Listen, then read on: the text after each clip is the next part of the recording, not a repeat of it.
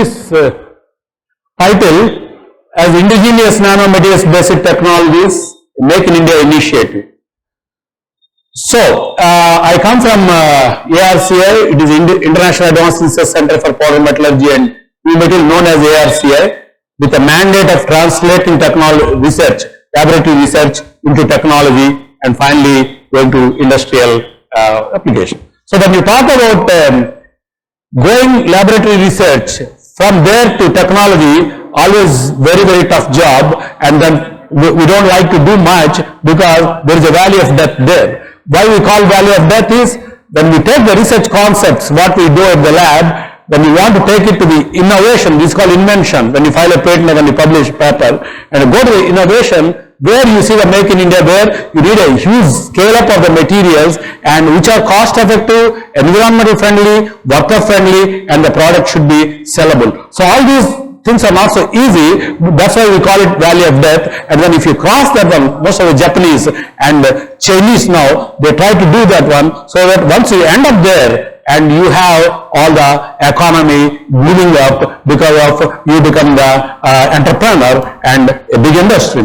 So what we do, so it's not so easy, and we try to, at ARCI, we try to cross, at least we try to cross this barrier and go to the other side, because that is why our institute exists with the funding from DST to make this laboratory research into a technology commercialization. So, not so, and even you go to the other side, innovation is successful commercial launch of invention is called innovation, and even you go there, then still you have a lot of other issues like CF, technical and entrepreneurial risks, where people stop at the middle and then they cannot go to their viable business, because it's called Darwinian Sea, where the crisis is so high, sometimes people give up. So you have to cross these barriers once you want to go to successful. So I give an example where we did a basic research on nano silver suspension for fabrics, where if you coat the silver on the fabric, it doesn't smell, you can wear a number of times. For example, you take your socks, someone from your neighbor, if he wears the socks for a few times and he smells so bad, then you can't sit beside him. Especially it is a problem when you sit in an air cabin, airplane, and your neighbor, if he removes the shoes and if he is wearing fifth time, that's all, you cannot even escape, you cannot jump out of that one. So we have silver on the socks. Silver kills bacteria, and you can wear at least few times when you are on a journey for a few days, and it's fantastic.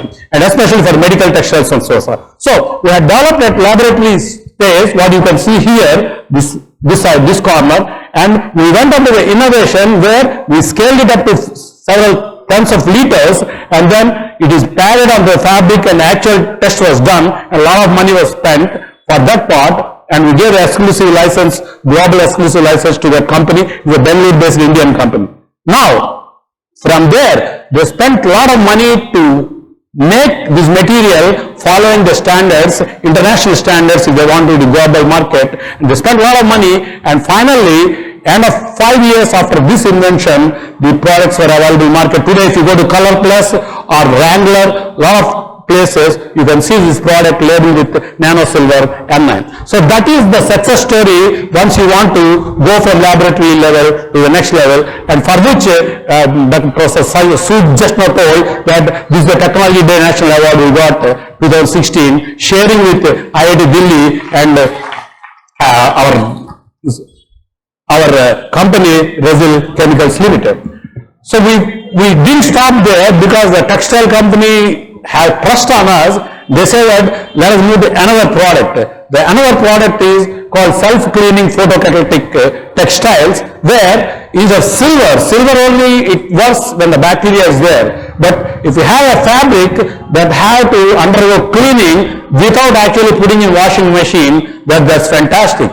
If my fabric I wear several times, but still it is clean, I don't want to wash it, I don't want to spend water, I don't want to spend detergent, and then imagine how much, already India is water stressed country, and 1.2 billion people in this country, like Valentine's Day, if they have a World Washing Day International, how much water you spend.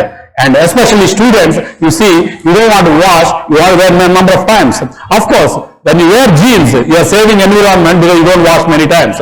But still they catch dirt. So if you have a technology that cleans itself, of course, in this particular case, you have to put these fabrics into the sunlight, and then today you wear two pants with two different colors so that people know that you are changing the pant, and then that is coated with nano titania, which is active to the photocatalytic light. And then take this pant in the evening and put it in sunlight. By tomorrow evening, that is cleaned.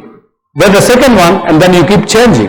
Right? So you need to have sunlight, and the material is titanium, which has got 3.2 electron volts band gap, responsive to UV light of the sunlight, and sunlight has got 5% UV light, and then that activates that one, and the whole has huge oxidation power that breaks all the organic materials. So this slide is not so clear, but this side you can see that the technology was given to the company, and they put the other side. There are the textiles coated with some intentional colors like coffee moss and some blue dye, and the other side you can see when they expose for 3 hours, the moss slowly disappear, especially coffee and some. So if you make it so dirty, like you cannot take this shirt and then put it in sambar and say that this should clean. It cannot. It has to be as good as what we use. Tomorrow I can still wear this shirt and it is not so clean, but it's clean for a photographer at least, but for me I cannot wear it, but it's little dirty. If I take it in sunlight and put it, it's clean by itself,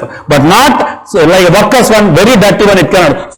That's what they did it, and you can see that here, a shirt, that is, the shirt is dirty at the collar, right? You can see the collar place where they have exposed, they did little bit of normal washing without detergent and without rubbing, and then put it, and then you can see the difference that it is pretty clean even without any kind of detergent and clean washing. So I don't say that you never wash, but the number of washings are reduced at least more than 50% time, and then this product is now available market, and then Solidal is the brand name what they give, and then that is no. So I just go back and show you. This is the one. Splash is the Dubai-based company, Landmark Group, and Flying Machine.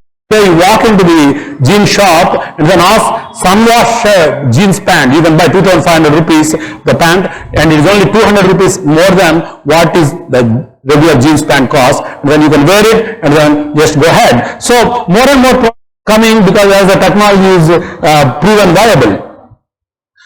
So now I'll just move to the clean energy, and this session is mostly we're talking about energy and the electric vehicles. We have a huge project from the Department of Science and Technology for making the lithium-ion batteries to drive actually the electric vehicles. There are two models in this country from Mahindra Reva. That is, E2O is one car already with lithium-ion batteries, 5-seater. It is equivalent to WagonR, and it runs on the roads, Indian roads, and for the taxis, E-Verito is already launched in Delhi, and then these are all also run by lithium-ion batteries. But lithium-ion batteries in this country, the Mahindra Reva, they always import the batteries from China and then they use it. And there is not a single company in this country who makes lithium-ion batteries. All of us use cell phones and we all use lithium-ion batteries, and it is a huge market in India, but not a single company is there to make lithium-ion batteries. So that is what is very critical if you want to think of making India. So what is necessity to do that? I call it cleaner energy, but it is not pretty clean, but it is cleaner than lead acid battery because lead is poisonous, and you use lead acid battery to compensate to drive an electric vehicle. That's why Reva first generation was 2-seater car because they need huge lead acid batteries and the charging is also very slow. But now E2O and E-Verito, they are with lithium-ion batteries, but unfortunately we have to import them. So the National Electric Mobility Mission from Ministry of Heavy Industries, they have a vision map for 2020 that at least millions of cars should be driven by electric because we have to comply with the CO2 reduction footprints, that is the CO2 reduction emission levels. You can see automobile pollution in this country, how much proper regulations, and we keep burning the fuels, and we are also not so rich in fuel generation within the country. We don't have oil sources. We keep importing. With the economy increase, our number of vehicles are increasing. We burn more and more fuel and more carbon dioxide and more carbon soot. Not carbon dioxide, since we are talking about nanotechnology and nanomaterials, you can see the dust what comes of the diesel vehicle contains nanoparticles also. The particles what are coming out less than 50 nanometer, small in mass, but the red line shows huge in number. The number of nanoparticles of carbon coated with unburnt hydrocarbon, there's the oil burnt materials which are toxic, and these are going, you are inhaling, and inhalation toxicity is the worst toxicity that directly goes into blood. That means this is the worst toxicology in this country, and we have to come out in addition to saving our cost of the fuels and saving our environment and our own health with this. So electric mobility is very necessary, and then lithium-ion batteries are required at this moment of time, and you need to have the batteries made in India if you want everyone to drive the electric cars and realize the Make in India initiative. So the car may be expensive today, E2O is this one and WagonR, both are very similar, but the cost of WagonR is 5 lakhs, this is 7.5 lakhs if after 1.5 lakhs discount is given by the government. So, but if you see the expenditure, if you have to use fuel for 1 year for your regular driving of WagonR, you need to spend 75,000 rupees per year, whereas 5,000 rupees electricity bill you get if you drive it. That means over a period of 3 years, you are saving that much money what you are spending extra for your electric car. So, but when you buy the car, you always look for the lower cost. That's why they are not still popular. So, to make popularize, again, you need to bring down the cost of the lithium batteries. If you see the battery cost, in the batteries, 60% of the battery cost is from the materials. So, you cannot have make a battery plant in India because India is not so excellent in manufacturing of heavy machinery. Even Chinese, they import the battery lines, but they make battery materials in large quantities. That's why, and they can make the batteries and put it at low cost. Of course, government gives a lot of incentives. So even in India, if we cannot wait for that, but it's like you buy a pressure cooker imported, but if you keep growing rice in your paddy fields, you can make use of the cooker and reduce the cost of the food and you can make the food. If you have to import the rice also, rice grains also, better you buy the cooked food, right? So at least one component, which is 40% the equipment we buy it, but we make the material within the country, at least you can reduce that cost. That is the focus of our center, ARCA. So you have to make the materials. One lithium-ion battery-driven car needs at least 25 kilograms of battery cathode material. So we are talking about kilograms for one, and if you see millions of cars, so it is tons and tons of material you have to make. That's not so easy. So that's why you need technology-based materials. So the materials what are important for electric vehicles are unique. You have carbon graphite. If you use right now in E2O, you use graphite and lithium iron phosphate, and in advanced electric vehicles like Tesla and all, they're planning to use lithium titanate and lithium nickel manganese oxide because they can go at higher speeds and faster charging rates. So these are the key materials what we have to look on, and we are already working on that. And at ARCI, the other side, we have material development at Hyderabad, and this side in Chennai we have a battery plant imported and we make the battery packs with this material. So these are the two centers work under the umbrella of ARCS funding, and this is a battery manufacturing line up to the battery packs at Chennai, and the material development is our job.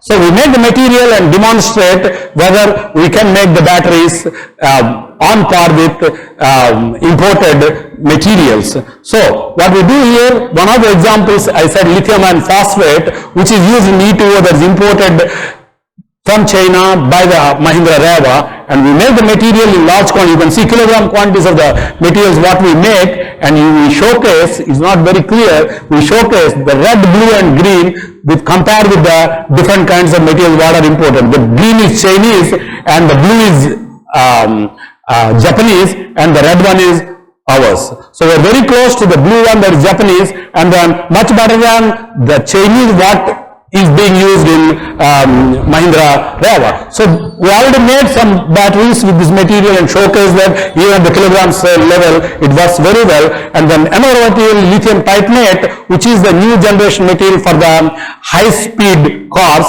and this is what we make. And then we can see that this is the Chinese red one and ours is the blue one, and it goes very, very high capacity with very fast charging. And also cost, this number we cannot see that, at least here you can see that 14,000 rupees what we buy from Chinese per kilogram, and what we make we cost estimate with the depreciation, the equipment, raw material, everything together, and it is only, I think it is 8,000. So it is at least 4 digits of 5 digits, you can see that one. So that's what, so when you make the material, it should be cost effective, it should be environmental friendly, it is scalable, all these points you have to make. And then the next generation one is lithium sulfur. The process Sampath was showing, lithium air or metal air, that is the top one. And then if you have very high energy density batteries, your number of batteries will come down. You can have even a bus driven with these batteries if the battery energy density is more. So lithium air is one, what Professor Sampath has already shown some result, and then lithium sulfur is the next one. There you can go up to 400 kilometer driving range if you use lithium sulfur. For the last 2 decades, lithium sulfur chemistry is known, but they are not stable, although they have very high energy density, because the sulfur, when it takes lithium, lithium sulfide will form, it's called polysulfide lithium, and then they just dissolve into the electrolyte. So what you need is, is more engineering than science. You have to stop these products coming into the electrolyte so that you can give the stability to that one. So we make nano membrane, nano fibrous membrane of carbon, and then put in front of the sulfur carbon electrode and see the stability, and that's what we did it. And you can see the next slide where we get very good stability of hundreds, these are almost 30 cycles we have shown here, and very, very stable. Usually it just falls within few cycles if you don't have a protection system. And then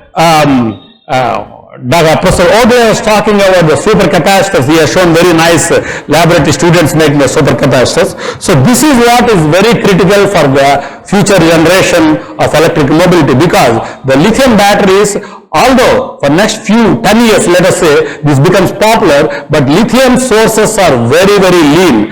In this world, we have hardly few countries have got lithium resources, especially Latin American countries like Bolivia and Argentina and so on. So this is not going to sustain. If all Indian cars are replaced with electric vehicles, the cost of lithium will go up. Already in last 1 decade, the cost has gone more than 2.5 times of lithium, because it's becoming like gold as more and more demand is created. So you have to go for the alternative sources like metal air batteries and so on. And supercapacitors are very next generation energy storage materials. As Dr. Odia said, you can use the supercapacitors, and supercapacitor doesn't need any lithium. You can just put 2 carbon electrodes with very high surface area, because capacitance is epsilon A by A, you need to have use A area, and then make it working. And you need an electrolyte whose ions will come and go and sit on the electrostatic and 2 electrodes, and that gives the charging. So the energy density is not so high like battery, but the power density is so high. Power means you can push and pull very fast. You can charge it in seconds. You can also drive it very, especially when you are taking a slope, like your temple. If you want to go, you cannot go with E2 so fast, because the battery keeps dragging it. But if you have a supercapacitor coupled or supercapacitor base, you can drive very fast on the slopes. But after few kilometers, it will stop, because it doesn't have enough energy density. So what as he said, already in China in last 10 years, 2011 they started, the buses are being driven, because in public transport, every few kilometers you have a bus stop, so by the time people get in and get out, your things will come out and then it gets charged. So when we proposed this project for next 4 years, we have a project to prototype demonstration of a minibus on our campus with supercapacitor. Again, our job is to make the material large scale so that is usable for driving a vehicle. So when I proposed this one, the people asked, that is okay in China or Europe, but in India, your power fails very, very often, and then how will you drive? Within half a kilometer, your vehicle dies, and then how will you charge it? So what we did is, we said at least in smart cities where you have the metro rail network of, in Hyderabad we have more than 60-70 kilometers metro line, where the separate grid connection is given for uninterrupted power, and then all the buses going along that one will be given the power to that bus stops, and then that will work. So then it went on, and then we got the money. Now we have to demonstrate that we do it. Probably in next 1 year, we are going to first show on a campus a electric bicycle which can go 2-3 kilometers with our own supercapacitor. That is a short-term plan, and long-term is minibus. So this is what we are working on. And again, when we do the material, we have to look for the material. So for a supercap, a workable material in huge quantities. Right now, one company, Maxwell, in USA, they use coconut shell derived activated carbon. They use it. A kilogram kg of activated carbon used for supercap is $5, but that doesn't give too much means high capacitance. And if you want to increase the capacitance for a cell, then they remove because if you take a coconut shell and you burn it, you are left with a white material. That is a lot of inorganic material oxides are left in that one. That means my carbon, if I make, still I have a lot of inorganic stuff which is causing the resistance to the material. That is called series resistance, ESR, and that is not good for a supercap. So what they do is, they purify the material, activated carbon, to inorganic free carbon, and that is $15 per kg. But that is a high-end capacity. So what is required is, you need to work on a material which is kilogram. In India, that is not a problem. We have many kinds of waste material, like Professor Ogle said, your neem leaves, for example. So we are working on some materials, keeping in view that what is the yield of the carbon when I convert this material to the carbon, how much carbon I get. That's also, because you are also spending energy to burn it. Right. So that economics we work on, and then we have come up with the material, but we are filing patent now, and then probably that material next time we show for the electric bicycle to run on our this one. So with this, I think I should stop at this moment, and thank you very much for your attention.